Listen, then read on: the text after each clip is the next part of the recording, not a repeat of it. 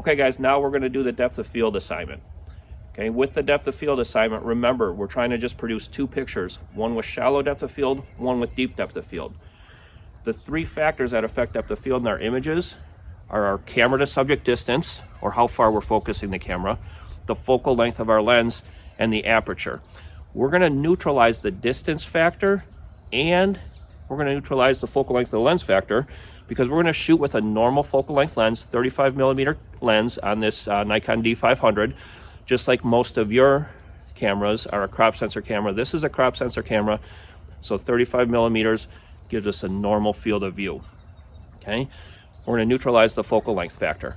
We're going to stay the same distance away from our subject both times that we take these shots. Okay, so the only thing left that's going to affect depth of field in our shots is our aperture or our f-stop number. Okay, when we shoot with a small aperture like f/22, we're going to get deep depth of field. When we shoot with a big aperture like f4, we're going to get shallow depth of field. Okay, now anytime we change the aperture, we also have to change the shutter speed to a corresponding number. Okay, so at this point, I'm out here shooting at 400 ISO. I'm going to meter off of the grass, and at 400 ISO in f/22, my light meter is balancing at about 1/30th of a second. Now 1/30th of a second is too slow of a shutter speed to shoot with, to hand hold the camera, okay, with a 35mm lens. Shutter speed must be equal to or greater than 35. 30 is less than 35, so I'm breaking that rule. However, with my 16 to 80mm Nikon lens, I have vibration reduction or image stabilization. So I'm going to turn that on. And with this particular lens, we know that we can break that general rule by, they say up to 4 stops. Okay, the old lenses used to be up to 2 stops. I don't like to break the rule ever if I don't have to, but in this case, I'm just barely breaking it. I'm going to shoot at 1/30th of a second at f/22. Okay, with a 35mm lens, so I'm just barely breaking the rule. I could probably even handhold it without image stabilization, but I have image or vibration reduction, as we call it with the Nikon. I have it, so I'm going to shoot with it turned on. Okay, and the other thing I have to worry about then is subject movement, because as we know, shooting with a slow shutter speed can lead to a blurry subject if the subject moves. So Brendan's going to have to stay very still for these shots. Okay, now once I get done shooting at f/22, I'm going to open up my aperture to f4. I'm going to have to speed up my shutter, probably close to like 1/2000th of a second.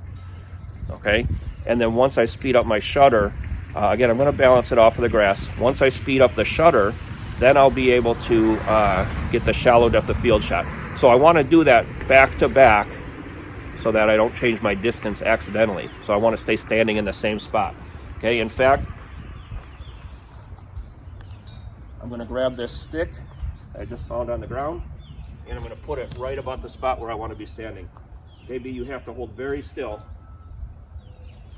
And here we go. Maybe 1, 2, 3. Good. Okay, now, without changing my distance, I'm going to open up my aperture to f4. And at 1/1000th of a second, I think I said 1/2000th of a second earlier, 1/1000th of a second at f4, 400 ISO, my light meter's balancing. So now I'm going to take the next shot.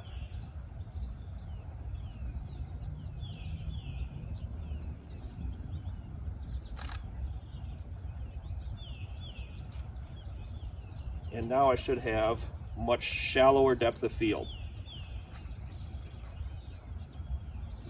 Right here is another example of changing the depth of field of an image through simply changing the aperture. Okay, remember we have the 3 factors that affect depth of field in our image.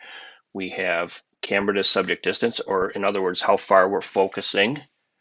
Okay, remember focus is always just a distance like we talked about in assignment 1. So distance is the first factor, focal length of the lens is the next factor. Remember on the first lecture when I introduced lenses, we talked about with a telephoto lens or a long lens, you have less depth of field. Everything gets compressed by the magnification. of the long focal length. Okay. Similarly, if we use a short lens, okay, like a wide angle lens, you're going to have more depth of field than you would with a longer lens. Okay. Now for this assignment, again, guys, you're going to use the same focal length the whole time. Ideally 35 millimeters normal focal length, but at least just use the same focal length every time. Okay. In this picture, 50 millimeter lens was used. In this picture, the distance was the same. Okay. See, the focusing point was the little circle on the end of the bench. Now the perspective is a little bit different. You can see like it's a little bit different camera angle. Okay. But it's relatively the same distance. Okay. 5 feet or less. And if you're going to make a mistake on the distance, be closer to your subject than you think you should be, not further away. Okay. So we're going to control the focal length by using the same focal length the whole time. We're going to control the distance by trying to be the exact same distance away from our subject, at least on both shots right here, okay? And then you're going to try this several different times on several different subjects, okay? But again, we're going to try to be, distance is going to be the same, focal length is going to be the same. The only thing that's going to affect depth of field in our images then is the aperture, okay? When you use a small f-stop number, like f5 in the picture on the left, you're going to have what I call small depth of field or shallow depth of field, where you can see the background's really out of focus, but you can even see the bricks in the foreground are kind of fuzzy out of focus, right? The only thing that's in really perfectly sharp focus then is that little circle on the end of the bench. Okay. Now, when you use a big f-stop number, in this case f32, you're going to have big depth of field. Okay, what I call big depth of field or deep depth of field, where we have a lot more clarity foreground and background. And of course, we can see the background is much clearer on this shot, but even the bricks in the foreground uh, are clear. Okay, and again, the little circle on the end of the bench is our focusing point or our focusing plane. Okay, that's our distance that we're focusing at. We're using a 50 millimeter lens the whole time, so the same focal length the whole time. So the only thing that's affecting this depth of field is the aperture, okay, or the f-stop. Okay, now keep in mind, when you open up your aperture really, really big, that's going to force you to use a faster shutter speed, like you see here, 1/400th of a second when we opened up to f5. And when you close down your aperture to really small aperture, like f32, remember the big f-stop number is a small aperture. When we close down to f32, that forces us to use a much slower shutter speed because now we need to let light in for a longer time. Now, when you turn these two pictures, you shouldn't have very much exposure shift, meaning one shouldn't be much brighter than the other one. Okay, in this case, you can kind of see the one on the left is a little bit brighter than the one on the right. And sometimes you get that, you get this milkiness, especially like up in the sky and stuff like that, when you shoot with shallow depth of field, because of the nature of the way that the light's being recorded with a bigger aperture. Okay, so we call, when we have a big aperture, we have what we call big circles of confusion. And what that means is there's overlap the way the light's recorded. Okay, so if you can think of circles like bubbles, okay, and we have to fit 1,000 of these circles onto each picture. Okay, well, if the aperture is bigger, like f5 is a big aperture, that means the circles, when they hit the digital sensor, they're also bigger. Okay, so now we have big circles of confusion, which causes this fuzziness, this blurriness, but it also causes like a mixture or an overlapping of the light. Okay, when we have a small aperture like f32, 1,000 circles that are small fitting onto the digital sensor, well, those fit on there really easy, and we don't have this overlapping of light.